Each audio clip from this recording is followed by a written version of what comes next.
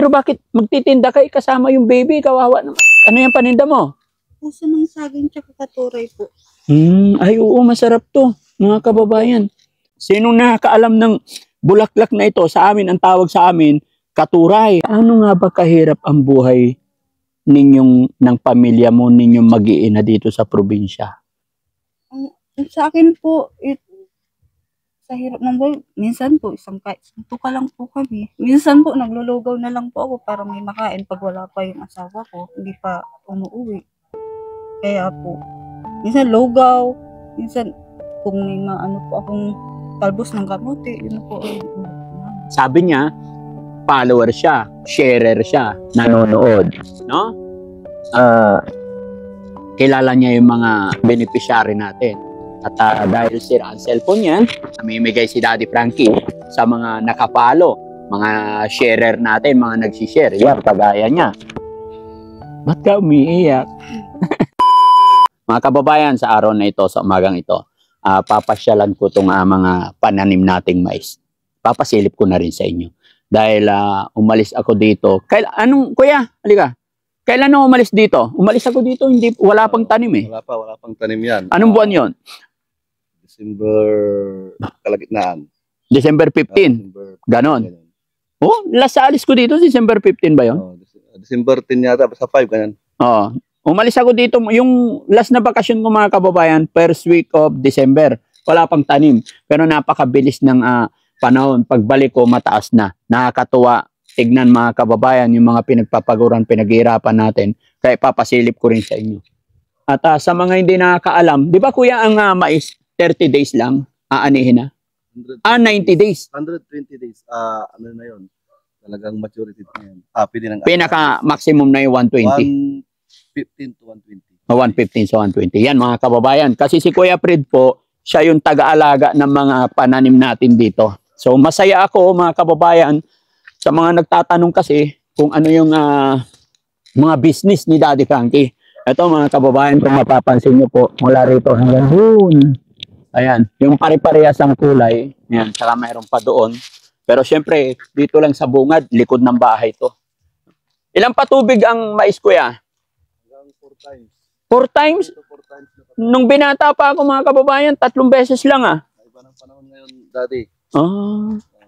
Feeding 3 times, depende sa nangangalaga. Bakit yung guhit mo kuya pag ganyan na? Dati pa gano'n na. Meron din pa gano'n. Sa dulo lang, dulo. Sa dulo, pinaganyan na mo lang. Sana kuya, maging maganda ang ani natin ngayon. Sana. Nung last na anihan ng palay, mga kababayan, medyo tabla-talo yan. Pero ganun ang buhay magsasaka, mga kababayan. Huwag mo sasabihin araw-araw, panalo ka. Mas kawawa. Kaya nga kawawa po yung mga magsasaka natin, mga kababayan. Lalong-lalo na pag wala kang puhunan. Inaabot yung mga bagyo, laging talo. Tapos ang mahirap pa dyan, pag ibibenta na yung produkto, laging mura, no? So dito mga kababay, iwanan ko na si Bandam dito para magbuhat ng mais pag nag-ani. Buhat ng mais? Oo. Ani? Oo. Thailand. Tanong po po ng mais? Ha? Matagal pa? Matagal pa yan, 30 days. No? Ayan, maganda. No? Na ano na to kuya? Na fertilizer na to? Tapos na ang fertilizer sa unang visit, pero isang visit pa. Ito na malawak ko lupay mo Ha? Lupay mo malawak, ikaw mayari. Oo. Oo. Malawak ang lote mo. Paano sukat ang lote mo? Ha? Paano sukat ang lote mo? Bakit pati sukat kailangan pang tanungin? Para malaman ko. Ay, hindi na kailangan. Basta mula dito hanggang doon. Natin tanong mo, lampas doon. Oo. Paka. Hi, hello. Hi. Morning, saan kayo papunta? Palabas po, magbebenta po ng Nagtitinda ka ng gulay. Opo. Ba't kasama yung anak mo? Ilang buwan na ba yan? 2 buwan po. 2 buwan, tapos kasama yung anak mo. 2 taon po. Ilang taon yan? 2 taon po. 2 taon. Siya ang panganay. Babae ba yun? Lalaki? Babae po. Ayan, baby mo. 2 babae din po. Babae rin. Bakit? Ano yung paninda mo? Puso ng saging tsaka katuray po. Ay, oo, masarap to, mga kababayan. No, pero bakit magtitinda kayo kasama yung baby? Kawawa naman. Wala po kasi magbabantay. Ha? Wala pong magbabantay. Walang magbabantay. Asan ba ang asawa mo? Nasa Bugalan po, nagtatrabaho po, lingguhan po ang uwi. Ano trabaho niya doon? Sa bukid din po, Mhm. ng bahay ng Excuse me, nasami. Mabuti, okay lang sa bata. Oh, yung anak mo baka mapano. Saan kayo magtitinda? Sa labasan? labasan po. Oh, lagi-lagi ba kayo nagtitinda? Hindi naman po, pag ano lang po. Kasi hindi naman po yung sahod, sinasahod ng asawa ko. Gusto ko lang po makatulong. Sa hirap po ng ano. So, pag nabenta mo yan, magkano benta mo? Marami ka bang ano? Ganyan? Oh, mayroon na rin pong konti, kaso lang po, ito, ilalabas ko lang po ito para mabenta na po lahat. Magkano bang kita ng asawa mo? Sa isang araw po, ano, 400 po kasi. 400. Sapat naman. Hindi masyado po. Kasi, nakukulangan kasi nagkagatas din. Nagagatas? Oo. No? Halika dito. Kailangan talaga tulong-tulong, no? Oo. Magkano yung puso ng saging? Bibilhin ko na lang para ano kawa? 20 po. Ha? 20. 20. Ay, ito, at anong tawag? Katuray. Opo. Ang benta ko po isang tumpok po 10. Medyo madami-dami. Pwede na pong 20 pesos po. 20 yung saging, tsaka itong bulaklak, 20. Opo. Ayun mga kababayan, ano ba yan? Sinong nakakaalam ng bulaklak na ito? Sa amin, ang tawag sa amin, katuray. Alam ko sa Ilocano, katugda. No? Di ba katugda? Katugda sa Ilocano, alam ko to. Pero sa amin, katuray. Masarap ito. Tika. Hawakan ko muna, ha? May plastic kasi kawawa yung baby, mga kababayan, si nanay, oh. Dito, si nanay, oh, dala-dala niya yung anak niya, 2 buwan pa lang. Nagpapa-breastfeed ka. Opo. Oh. Minsan po, nagbabuk sa bote po. Minsan po. Pag nakukulangan lang po ako talaga. Pero dapat yung 'di ba mga kababayan, yung sanggol, baby hindi pa ginagala, hindi mo pa pwede. Wala po kasi magpapag-iwanan. Walang mapag-iwanan. Opo. Oh, saan ba banda bahay niyo rito? Sa likuran lang po. Diyan sa likod. Ano ba yan? Kawawa naman si baby. Tulog. Mabuti pag nagtitinda kayo ganyan, tahimik. Tahimik naman po pag gusto. Nasasanay na. Opo. Masasanay na rin. Sige, kunin. Ay, Na, ay yung bata matulog, no? Masarap ito sa ano. Igisa lang natin to, no? Mabuti na nasalubong kita para hindi ka napupunta doon kay kawawa yung mga anak mo. No? Eh ano nyo to? Ha? I-plastic, may plastic ka ba? ay, opo. Ay, hindi, balutin na lang sa dahon. Dahon po.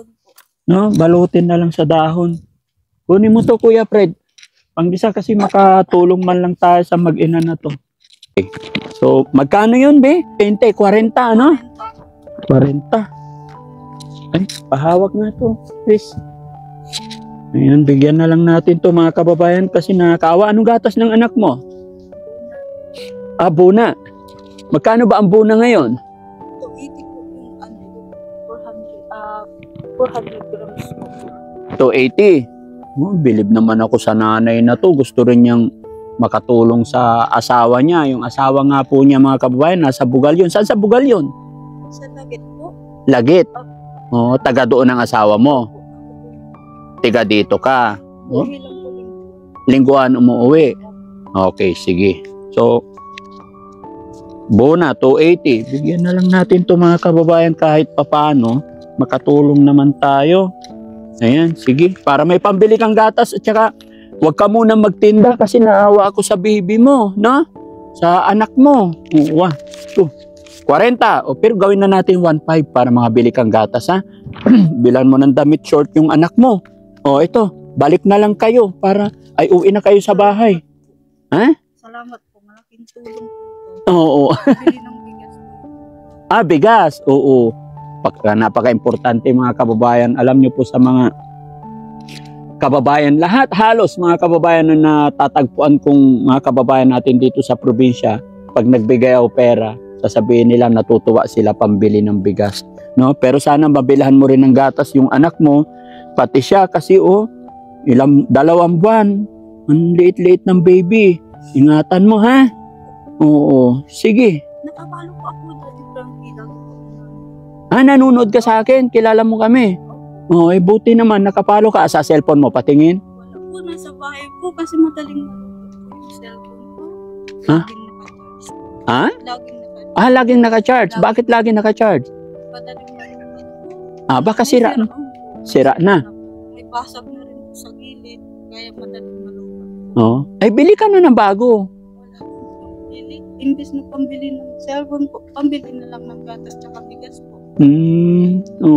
Kawawa naman. Tikman baka takpan masyado, baka hindi makahinga. Okay lang, hindi nainitan.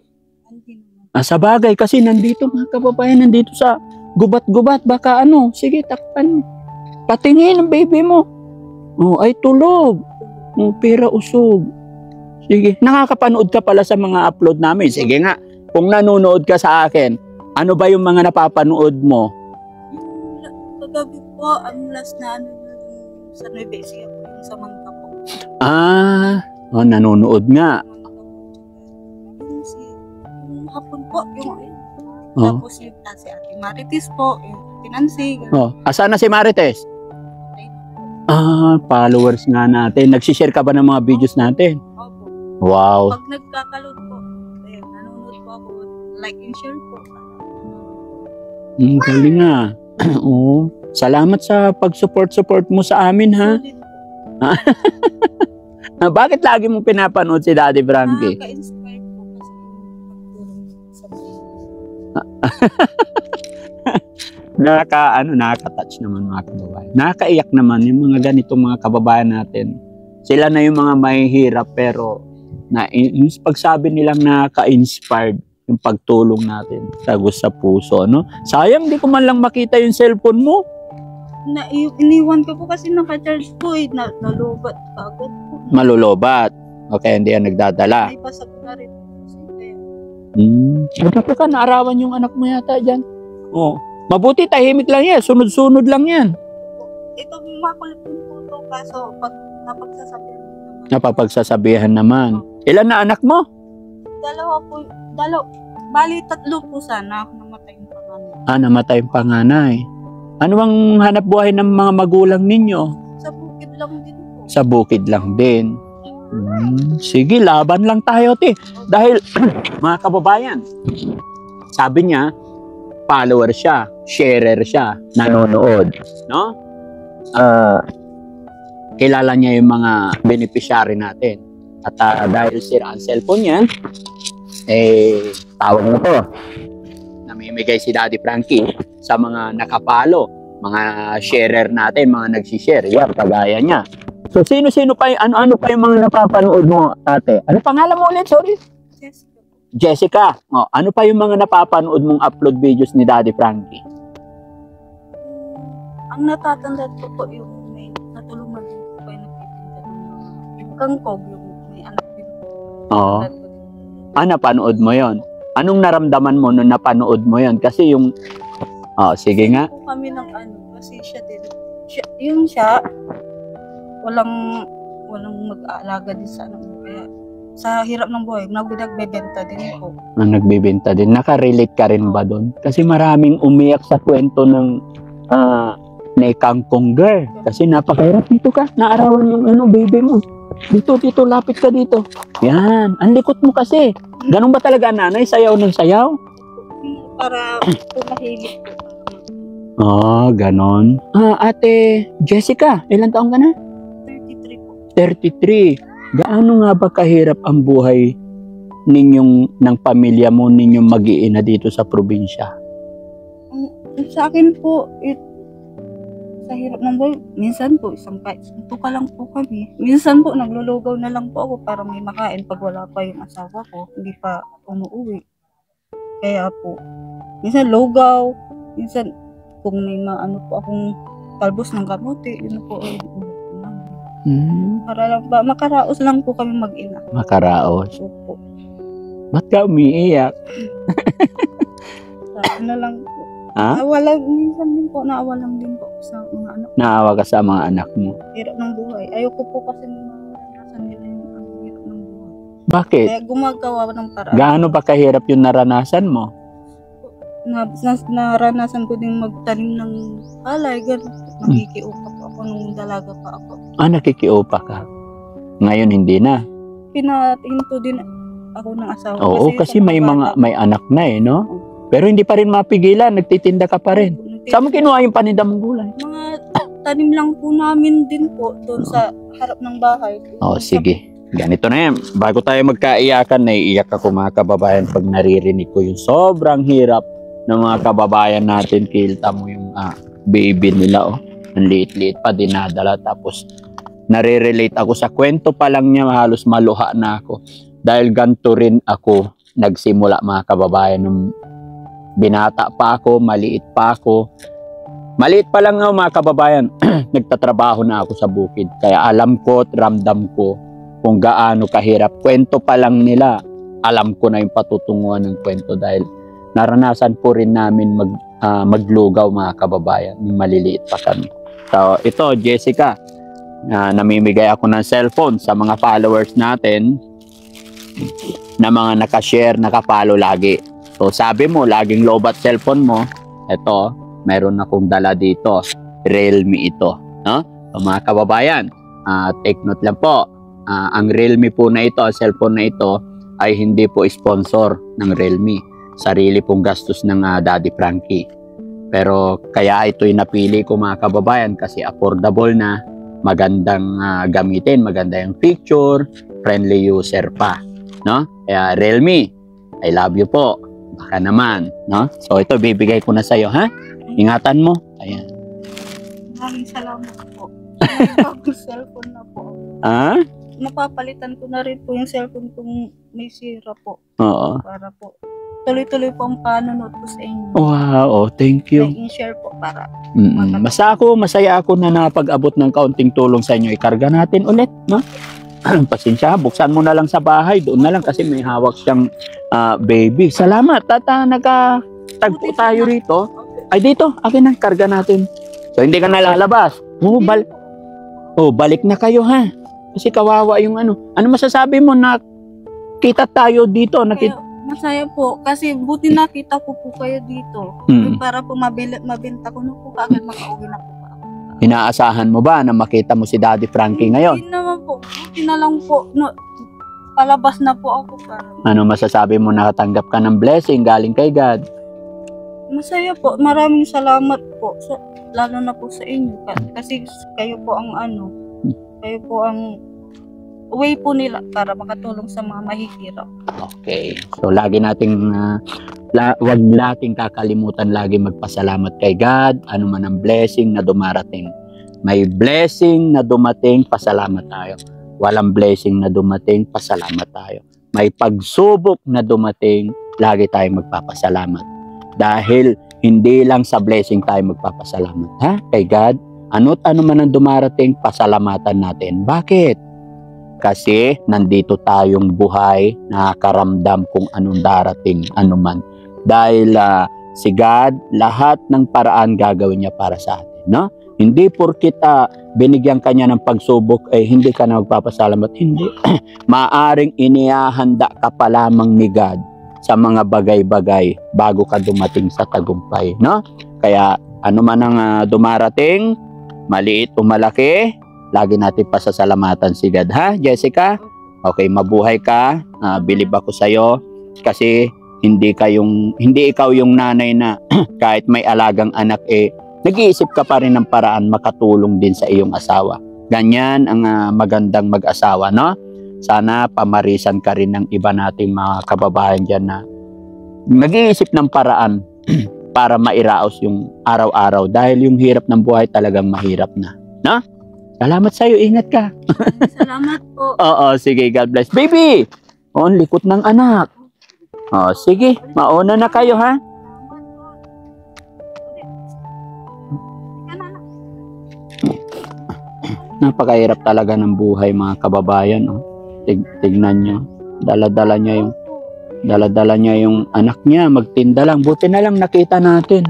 Hindi na tuloy natapos yung pag-tutor ko sa inyo. Yan. God bless sa pamilyang naabutan natin ng tulong mga kababayan. Napakasakit sa dibdib yung mga ganyan.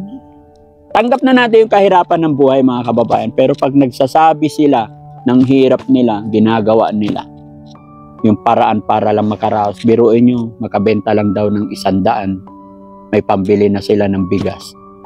Salamat. Salamat sa walang sawang pagsuporta nyo kay Daddy Frankie. Dahil po sa inyo ay tuloy-tuloy pa rin tayong nakapag-abot ng kaunting tulong sa ating mga kababayan. Alam kong maliit na bagay yung mga naibibigay natin, pero sa mga kagaya nila may hirap, lubos ang kanilang pasasalamat dahil napakalaking bagay na po yun sa kanila. Ika nga, pambili na ng bigas. So, maraming salamat mga kababayan and God bless po. Tara, bye-bye!